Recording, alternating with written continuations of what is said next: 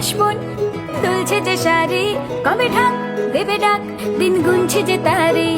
শিউলি মাখা গল্প, আগমনীর সুর, তোমার টুলির গন্ধ ছড়ালো। বলো বলো দুগ্গা এলো, বলো বলো দুগ্গা এলো। জানাই শারদীয় দুর্গোৎসবের আন্তরিক শুভেচ্ছা ও অভিনন্দন। পূজা উদযাপনে আমাদের এবছর 10তম আয়োজন। বিশ্ব ব্রহ্মাণ্ডের কল্যাণের জন্য ভগবান শিব যখন ধ্যানে মগ্ন হলেন, তখন কৈলাসে দেবী পার্বতী একাকী দিন যাপন করছেন। একদিন মহালক্ষ্মীর অনুরোধে দেবী পার্বতী তার নিজ দেহের জ্যোতি থেকে এক জ্যোতির্ময় শিশুর জন্ম দিলেন এবং নাম দিলেন বিনায়ক। পরবর্তী সময়ে এই শিশুই পরিচিতি পায় গণপতি দেব, দেবতা গণেশ নামে।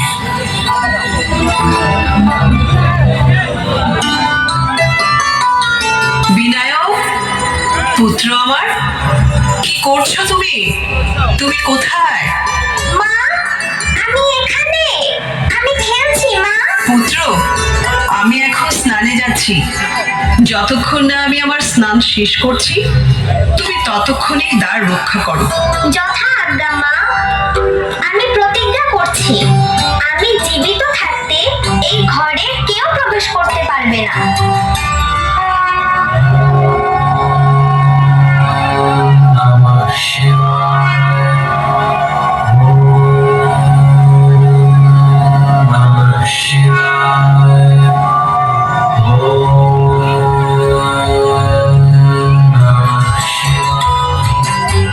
তুমি বালক, পথ ছেড়ে দাও, আমাকে গৃহে প্রবেশ করতে দাও।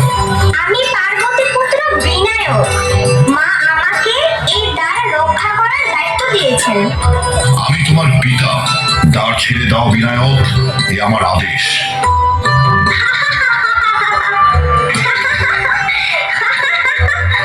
দেখা যাচ্ছে এক জটাধারী মুনিবর, বলে সে কিনা আমার পিতা। কোথায় আমার মা রাজরাজেশ্বরী, আর কোথায় আপনি এক মুষ্টিধারী ভিখারি? হে বালক, দ্বার ছেড়ে দাও, নয়তো এই নন্দিনীর সাথে লড়াই হবে।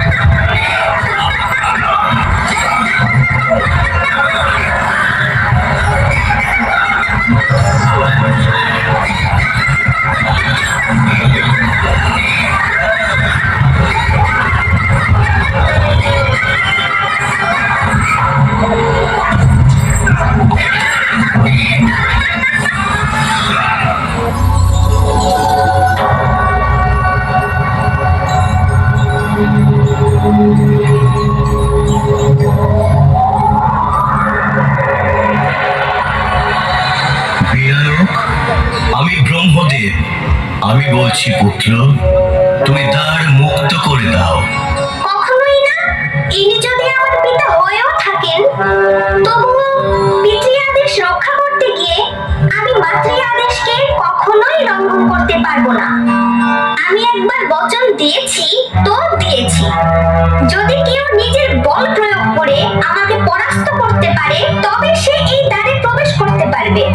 অবোধ বালক, তোমাকে শিশু ভেবে ক্ষমা করেছি, কিন্তু তোমার স্পর্ধা ক্ষমার সীমা লঙ্ঘন করেছে। দণ্ড তোমাকে পাইতেই হবে। এই নাও, এই নাও আমার শুনে দাও।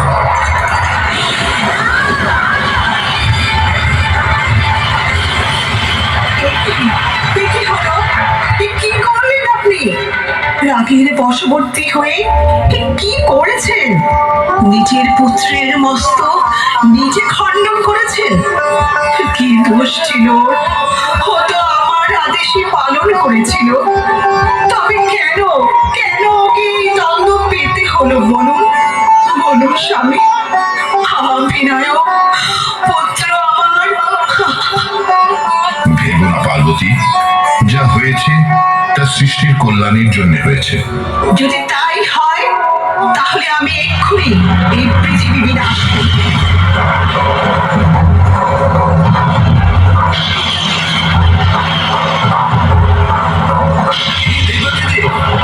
কেবলমাত্র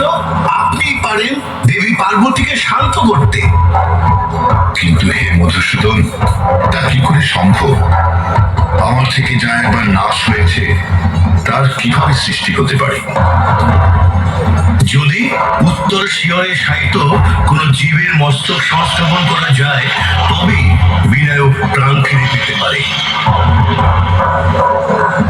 নন্দী, যাও, যেখানে উত্তর শিয়রে শুয়ে আছে এমন যে কোনো জীবের মস্তক পাও, নিয়ে আসো।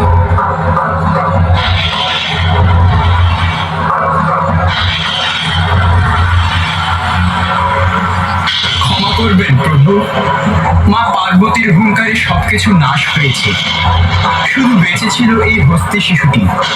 তাই হস্তি শিশুর এই মস্তকে নিয়ে এসেছি।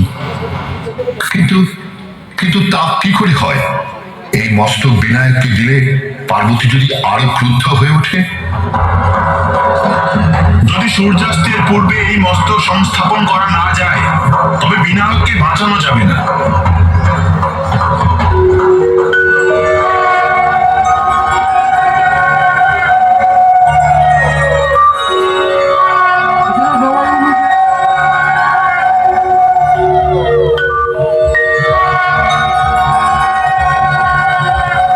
মা, শান্ত হও মা।